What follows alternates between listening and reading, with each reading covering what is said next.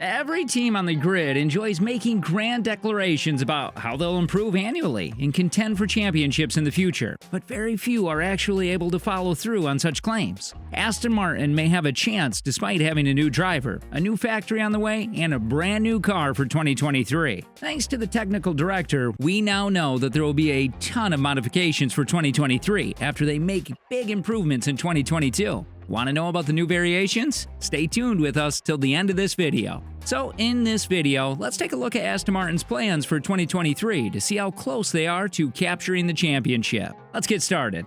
Early on in the season, Aston Martin had trouble. The car occasionally showed up at a circuit but was never a consistent point earner. Aston Martin improved as the races continued, as by the year's conclusion, they were able to consistently compete for points with McLaren and Alpine. Most of the time, they needed a little bit of luck on their side. However, there were some extremely noticeable upgrades, particularly compared to their rivals, Alfa Romeo, AlphaTauri, and Haas.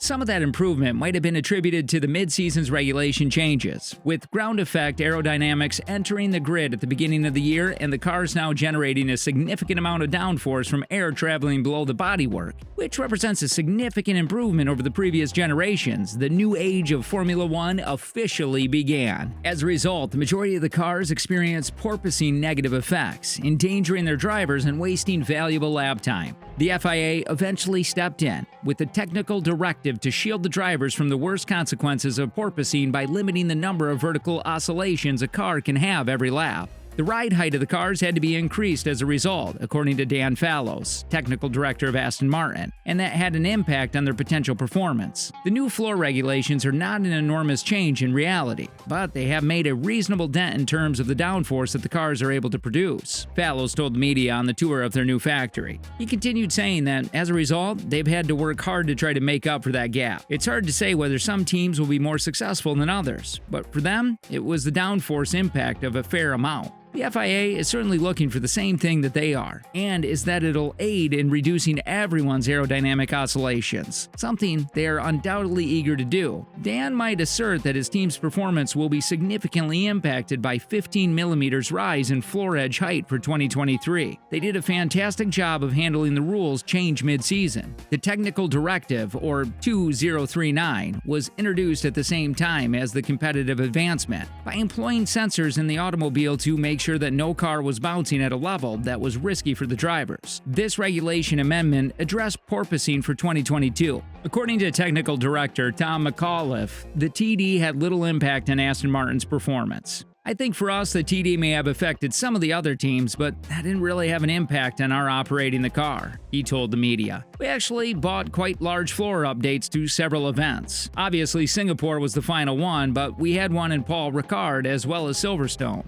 Actually, some of our updates, the ones that look physically smaller, have actually produced the most performance as well. For us, it's just been about, right, we're here, how do we just keep developing on this car?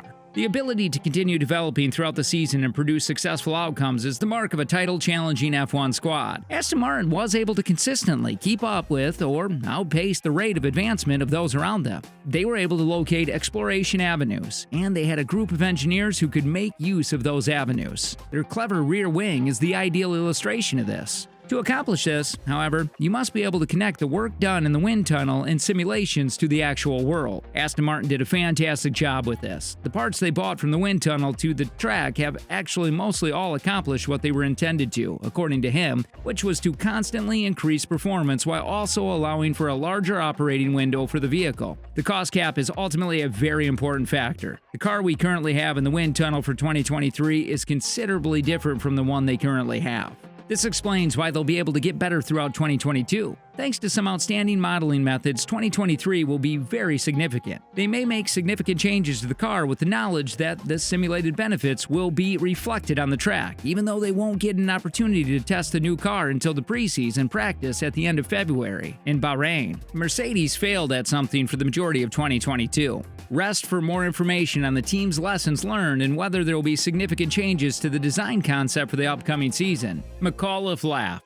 I can't tell you that there are some philosophies that are still the same. some that are different. So overall, we're hoping to have a faster car without the cost cap. You'd have seen more of these updates during the year. We're still running around on a launch nose and front wing philosophy largely. A lot of that would have normally changed during a normal year, but you can't just afford to do that on such big expensive parts under the budget gap. He notably emphasized the front, which Winger is aware of, which may indicate that adjustments have been made there. The manufacturer could have been working on enhancements, but they didn't have the funds to actually produce and transport them. If the manufacturing work being done this winter goes as smoothly as it did during the 2022 season, Aston Martin may be a strong contender the following year. However, more than simply the manufacturing labor could have significant impact on how the automobile appears the following year. The new driver may also have an impact. Fernando Alonso replacing Sebastian Vettel is as near to the like-for-like replacement as Formula One can allow. Both drivers have had tremendously successful careers and are now regarded as sports legends. They have just spent some time with the wrong team.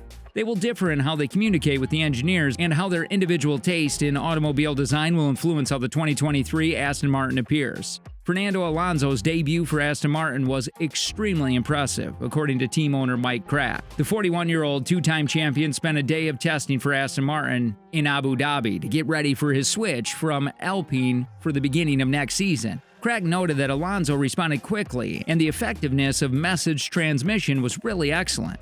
It was always direct and quite amiable, as well as transparent and open.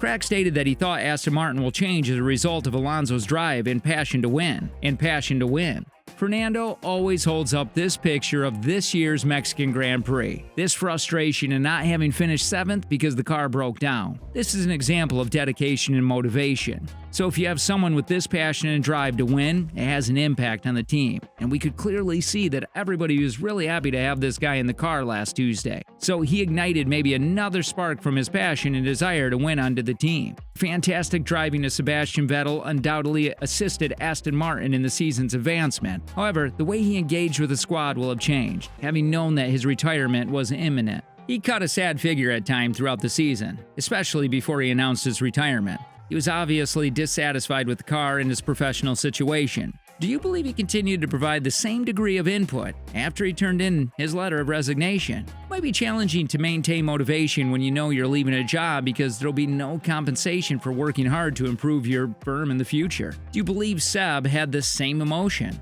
Fernando is in place. The new factory is almost built, and Aston Martin is in an excellent position for 2023, thanks to their modeling software, aero testing, and on-track data. In the following 3 years, we need to set a clear improvement, a clear step in terms of performance, and to be on target. For what we've seen, Aston Martin is clearly serious about winning a championship by 2025. Thus, the 2023 Challenger might be an incredible beast.